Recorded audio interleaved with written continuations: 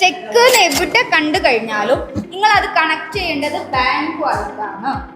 ക്വസ്റ്റ്യനിൽ എവിടെ ചെക്ക് ഉണ്ടെങ്കിലും നമ്മൾ ബാങ്കുമായിട്ടാണ് ഇത് കണക്ട് ചെയ്യുക. നിങ്ങൾക്ക് ഇപ്പോൾ ചെക്ക് കിട്ടി എന്ന് പറഞ്ഞു കഴിഞ്ഞാൽ അതിൻ്റെ അർത്ഥം നിങ്ങളുടെ ബാങ്കിലേക്ക് പൈസ എന്ത് ചെയ്തിട്ടുണ്ട്, വന്നിട്ടുണ്ട്, ക്രെഡിറ്റ് ആയിട്ടുണ്ട്. അത് ആരാ തന്നത് എന്നും നമ്മൾ എന്ത് ചെയ്യണം, റെക്കോർഡ് ചെയ്യണം. യെസ്, ബാങ്കിൽ പൈസ വന്നു എന്നും കാണിക്കണം, ഗോപി പൈസ തന്നു എന്നും എന്ത് ചെയ്യണം, കാണിക്കണം. 2 ട്രാൻസാക്ഷൻ. ഓക്കെ. പിന്നെ അതേപോലെ തന്നെയാണ് നമ്മൾ ചെക്ക് ഇഷ്യൂ ചെയ്യണത്. നമ്മൾ ചെക്ക് ഇഷ്യൂ ചെയ്തു പറഞ്ഞാൽ നമ്മൾ ചെക്ക് എന്ത് ചെയ്തു, കൊടുത്തു എന്നാണ്. നമ്മൾ ചെക്ക് കൊടുക്കുമ്പോൾ നമ്മളുടെ അക്കൗണ്ടിൽ നിന്ന് പൈസ പോയി എന്ന് നമ്മൾ റെക്കോർഡ് ചെയ്യണം.